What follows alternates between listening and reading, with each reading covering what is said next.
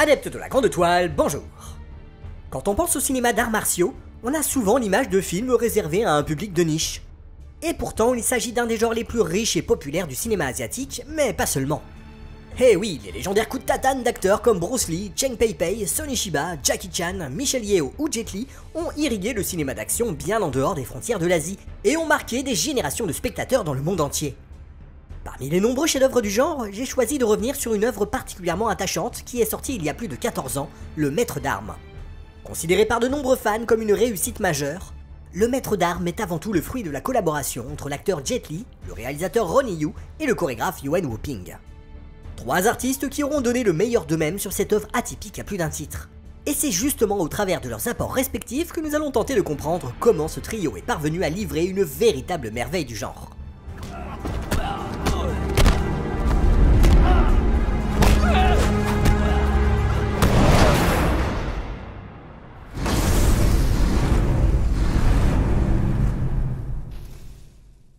Après avoir offert une fiancée à Chucky et arbitré l'octogone entre Freddy Krueger et Jason Voorhees, au début des années 2000, le réalisateur hongkongais Ronnie Yu semblait être devenu la nouvelle poule aux œufs d'or du studio New Line Cinema. La compagnie lui confie en juin 2004 la réalisation d'un vieux projet tombé dans les limbes du développement de L, Des serpents dans l'avion. Le cinéaste fait alors part de son futur film à Samuel L. Jackson, qu'il avait déjà dirigé dans le 51e État.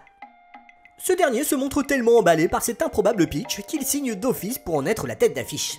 Cependant, des divergences artistiques poussent Ronnie Yu à quitter le projet pour être remplacé par David R. Ellis, qui venait de signer Destination Finale 2 et Cellular pour le studio. C'est à cette période que Ronnie Yu rencontre Jet Li. L'acteur lui parle alors d'un projet de film sur le célèbre maître d'arts martiaux chinois Huo Yanjia, un projet qui lui tient particulièrement à cœur mais qu'il peine à concrétiser depuis 5 ans. Malheureusement, Ronnie Yu n'est pas vraiment emballé par le scénario qu'il trouve ennuyeux. Mais plutôt que de rejeter l'offre, il demande à Jet Li pourquoi ce projet est aussi important pour lui. Je lui ai demandé « Pourquoi veux-tu faire ce film ? Dis-le-moi, pourquoi ce film-là » Il m'a répondu qu'il pratique des arts martiaux chinois comme le wushu depuis quasiment 30 ans, mais qu'il n'avait pris conscience que très récemment de son importance, du véritable esprit du wushu. C'est ce qu'il voulait exprimer au reste du monde. C'est le déclic qui va enfin débloquer le projet. Les deux artistes vont alors repenser l'histoire, puis ils lancent la production du film, épaulés dans leur aventure par William Kong, un spécialiste des productions chinoises à vocation internationale, et par Philip Lee, qui travaillera par la suite sur des films dont vous avez sans doute entendu parler. Autour de Ronnie Yu et de Jet Li se forme une équipe plutôt éclectique. Le chef opérateur Hong Sang-poon, qui avait déjà collaboré avec Ronnie Yu sur le 51e État et qui est à l'origine du visuel de nombreux classiques du cinéma hongkongais. Le compositeur japonais Shigeru Umebayashi, qui est indissociable de l'œuvre de Wong Kar-wai. Et enfin le chorégraphe Yuen Woo-ping, qui retrouve son compatriote Jet Li, à qui il a offert certains de ses plus beaux exploits.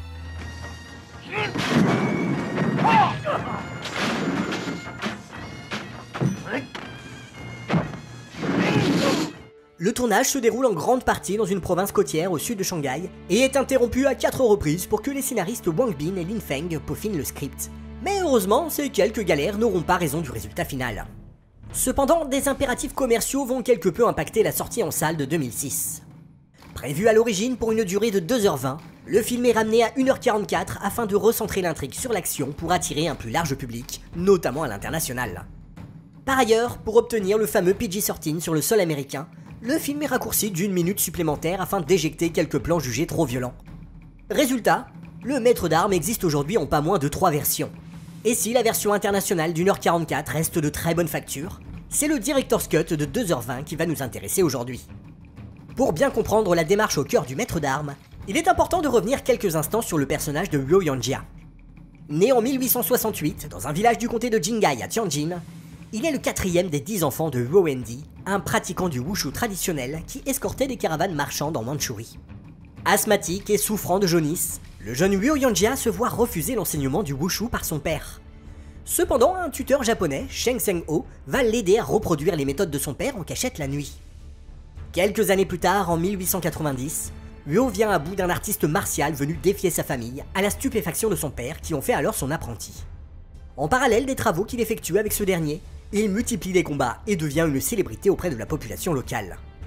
Cette popularité le suivra à Tianjin où il officie en tant que porteur dans une pharmacie et vendeur de bois de chauffage.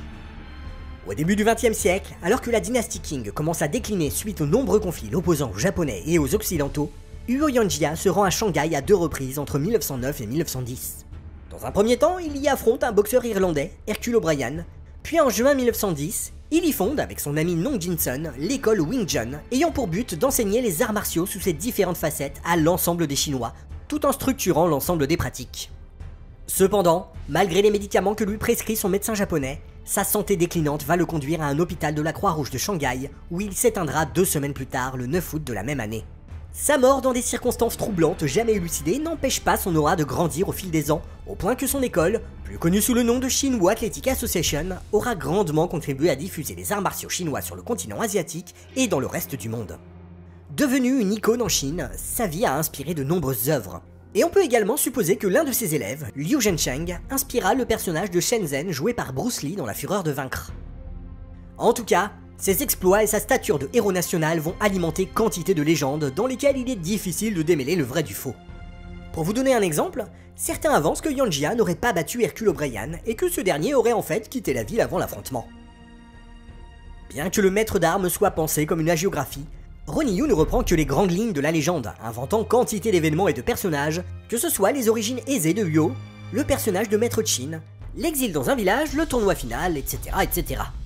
Forcément, les descendants de Huo Yanjia furent choqués par le portrait peu flatteur de leur arrière-grand-père, et ils ont même intenté une action en justice à l'encontre de Jet Li et de la production en mars 2006, qui fut rapidement classée au motif que le film, bien qu'exagéré sur le plan de la réalité historique, ne contenait aucune description diffamatoire. À partir de ces différents éléments, on peut déduire que le cinéaste et son équipe n'ont pas voulu livrer un biopic, mais plutôt leur propre version de la légende. When the legend becomes fact, print the legend. Cependant, la démarche diffère quelque peu de John Ford. Le maître d'armes s'appuie sur un récit d'apprentissage typique du genre, mais dynamité de l'intérieur pour réinventer un mythe connu de tous en Chine. Le fait de présenter Huo Yanjia en fond de cale, replié sur soi, traumatisé par un événement dont nous ne découvrirons l'origine que bien plus tard, impose d'entrée de jeu une certaine distance avec l'image d'Épinal que l'on peut se faire de lui. Et les scènes sur sa jeunesse sont l'occasion de voir un garçon turbulent qui souhaitait apprendre les arts martiaux dans un but dénué de noblesse. 练武不是可以强身健体吗？你那么喜欢练武，就是为了强身健体？练好拳，我要报仇。 Loin de jouer la carte de la comédie infantile, comme on pourrait s'y attendre, cet aspect est abordé sous un angle relativement sérieux, y compris lorsque le jeune Huo affronte son adversaire. Et oui, cette victoire est le premier pas vers un destin tragique. Une fois adulte, Huo est vu par la population locale comme un héros du fait qu'il ne rate jamais une occasion pour défier des adversaires, et il collectionne les actes de vie et de mort comme des trophées. Bien que sa première épouse soit décédée, il ne se soucie guère de sa fille, trop accaparé qu'il est à montrer sa supériorité lors des combats, et ses proches ne cessent de s'inquiéter pour lui. Le point culminant est atteint lors d'un affrontement sur une plateforme en hauteur où il apparaît comme une divinité surplombant la foule. Ce personnage arrogant et égocentrique tranche avec la majorité des héros que l'acteur a pu incarner par le passé. En cela, Huo Yanjia est l'antithèse de Wang Feihong, le médecin aventurier qui rendit célèbre Jet Li au début des années 90 dans la franchise Il était une fois en Chine initiée par Tsui Hark, mais aussi dans les Griffes d'acier de Wang Jin et Yuan Wuping. Un personnage iconique auquel l'acteur reste étroitement lié et qui est lui aussi inspiré d'une personnalité légendaire des arts martiaux chinois ayant vécu durant la même période de trouble que Huo Yanjia. Quand on sait que pour Jet Li, le maître d'armes devait être son dernier film centré sur le wushu, il n'est pas interdit d'y voir une manière de boucler la boucle en retournant à la source des différents héros qu'il a incarnés. Sur ce point, on peut voir l'acteur comme l'un des héritiers de Douglas Fairbanks, du fait qu'à l'instar de ce dernier, il aura campé plusieurs héros du folklore populaire en misant sur une approche chorégraphique de l'acting. Tout en gardant sa gestuelle dansante, Jet Li va profiter de sa collaboration avec Ronnie Yu pour casser son image et montrer un vrai talent pour le drame où sa colère grandissante est palpable. Mais le film peut être également vu comme une façon pour Jet Li de redorer son image après ses incursions peu convaincantes pour rester poli chez Luc Besson et Joel Silver. Et le constat est sensiblement le même du côté de Ronnie Yu. Ce dernier s'est avéré suffisamment malin pour insuffler sa personnalité à certaines de ses commandes, notamment sur La fiancée de Chucky, où il fait d'une énième séquelle un véritable hommage aux Universal Monsters d'autrefois. Cependant, comme ses nombreux confrères hongkongais, il a fini par devenir un simple exécutant n'ayant quasiment aucune marge de manœuvre, comme en témoigne Freddy contre Jason. Lassé de devoir rendre des comptes, Ronnie Yu a probablement vu dans le maître d'armes l'occasion d'exprimer librement son savoir-faire encore aujourd'hui mésestimé. Dans notre épisode sur Logan, nous vous avions parlé de ces artisans touche-à-tout qui parvenaient à livrer régulièrement des réussites personnelles malgré leur champ d'action bien moins important que leurs prestigieux confrères. Eh bien, on peut également ranger Ronnie Yu dans cette catégorie. Outre son implication dans l'écriture, son approche de la réalisation regorge de trouvailles subtiles faisant toujours sens avec le récit. Il n'hésite pas à réemployer ingénieusement des effets issus de sa comédie Le 51e état, notamment ce dézoom qui isole Huo lors de son combat en hauteur.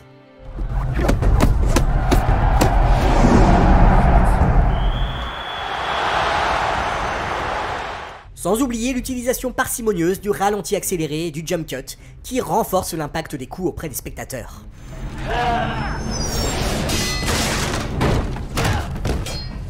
Par ailleurs, le cinéaste n'hésite pas à recourir à des mouvements de caméra amples et au hors-champ sonore pour épouser la mégalomanie de Huo.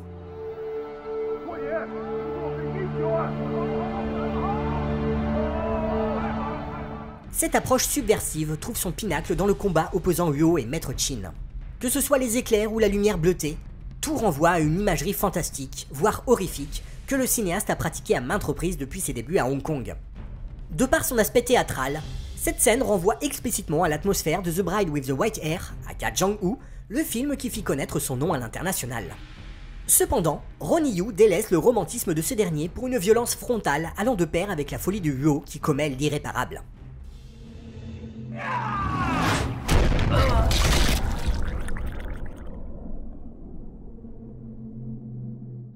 Un traitement radical que l'on retrouve lors de la mort de ses proches et la vengeance qui s'ensuit. Cette succession de traumatismes va pousser le personnage à tenter de mettre fin à ses jours dans une imagerie tout aussi fantastique évoquant les limbes. Bon, si l'on devine que le récit suit un schéma classique de mort-résurrection, c'est encore une fois le traitement qui fait toute la différence. La deuxième partie du film est entièrement construite comme un miroir de la précédente et de nombreuses scènes se font écho. La grand-mère et l'aveugle Moon deviennent une nouvelle famille pour Huo. Son apprentissage ne passe plus par le combat, mais par des gestes du quotidien, ce qui l'oblige à repenser sa manière d'appréhender les arts martiaux sous un prisme plus philosophique et plus altruiste. Et lorsqu'il croise deux enfants, c'est moins à ces derniers qu'il parle qu'à son moi du passé. 不是我阿牛不想教你们，是我自己都要好好想想，为什么要学打球。 Si cette transition psychologique fonctionne, c'est avant tout parce que le cinéaste prend le temps de la développer en faisant preuve d'une grande sobriété à l'égard de Huo, désormais soucieux de retrouver sa dignité auprès de ceux qu'il a détruits. À ce titre, la présence d'un buffle auquel il est associé n'a rien d'un hasard. 你和我们家的阿黄一样能睡，所以我叫你阿牛。来来来，跟我来。 En Asie du Sud-Est, le buffle représente la mort, la purification et le fait d'être au service de la communauté. Dans le bouddhisme Chan, les 10 états du dressage du buffle évoquent la manière dont quelqu'un peut délaisser son état sauvage pour atteindre l'éveil, de la même manière que Huo va délaisser sa fureur pour se tourner vers la spiritualité. Cette approche allégorique mise sur des analogies visuelles, notamment lorsqu'il est au clair de lune, comme dans la 9e étape du dressage. Si l'on prête attention aux scènes se déroulant au village, on se rend compte qu'elles pourraient tomber facilement dans le dépliant touristique. Et pourtant, ces scènes ne dénotent jamais avec le propos du long métrage, puisque comme nous l'avons vu, elles fonctionnent comme un contrepoint au premier acte. Bon, ça n'empêche pas le cinéaste de réaliser de très belles fulgurances graphiques, comme cette transition montrant le changement des saisons que n'auraient pas renié Murnau ou Zemeckis. Mais c'est pourtant ce contrepoint qui fait toute la différence. Par exemple, lorsque Huo retourne chez lui, sa maison initialement présentée sous un jour chaleureux via l'utilisation du Steadicam est désormais dénuée du faste d'autrefois. On retrouve également ce traitement lors du combat contre Hercule O'Brien. En effet, l'absence de musique extra-diégétique et la sobriété de Jet Li dénotent avec une entrée sur scène triomphante. À travers ces éléments, le spectateur comprend instinctivement que l'enjeu du combat dépasse le cadre de la simple victoire et joue sur une dynamique beaucoup plus introspective. L'effet miroir fonctionne de nouveau puisque cet affrontement se clôt sur une note radicalement différente des précédents combats.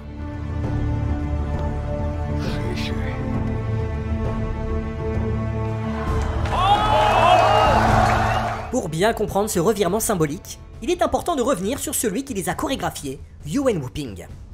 De tous les artisans hongkongais ayant tenté l'aventure hollywoodienne, il est celui qui a su le mieux tirer son épingle du jeu, comme en témoigne son travail sur la trilogie Matrix et le diptyque Kill Bill.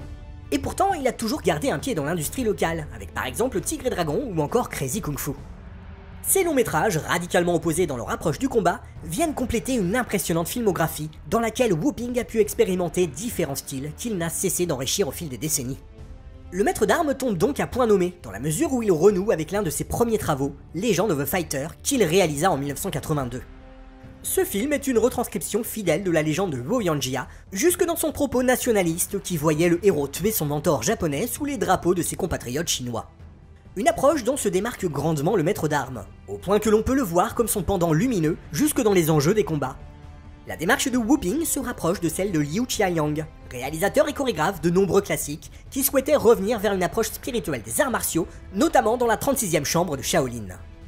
Dans ce classique de la Shaw Brothers, le héros apprenait à dépasser son envie de vengeance pour toucher à l'essence spirituelle des arts martiaux, de la même manière que Woyanjia le fera des décennies plus tard. Toutes les étapes du récit amènent à une prise de conscience collective. Par exemple, Huo aide son peuple à retrouver sa dignité via son école d'arts martiaux avant de toucher à des considérations plus universelles lors de sa rencontre avec Anno Tanaka. 我以为世上的武术确实没有高低之分，只有习武的人才有强弱之别。 Cette approche basée sur la connaissance mutuelle fait écho à une scène clé de Fist of Legend dans laquelle Fuimo Funakoshi explique l'essence des arts martiaux à Shenzhen. 練武最重要嘅目的係要將人嘅體能推至最高極限。如果要達到呢一個境界，就必須要了解宇宙蒼生。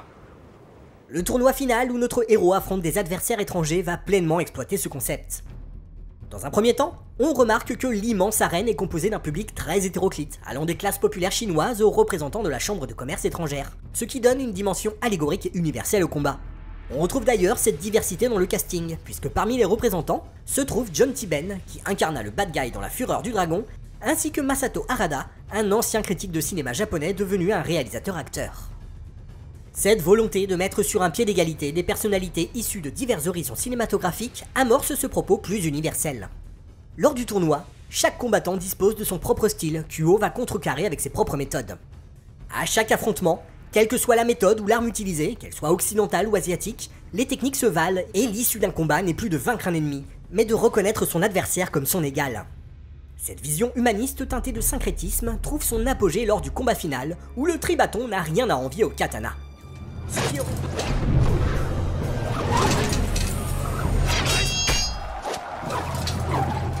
Ce qui aurait dû être un affrontement sans merci va devenir une entraide dépassant les clivages idéologiques et politiques, au point de lier l'intime à l'universel en une poignée de plans qui retourne complètement le sens du coup fatal qu'Huo donna par le passé.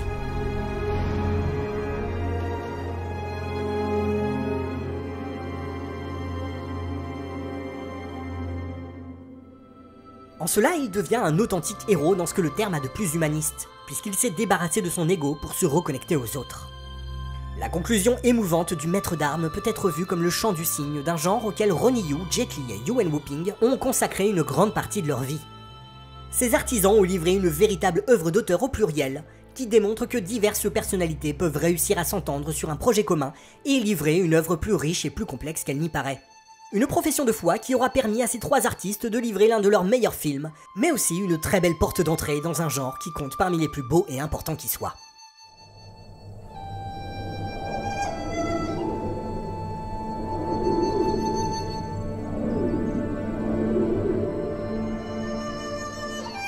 Voilà, c'est tout pour aujourd'hui.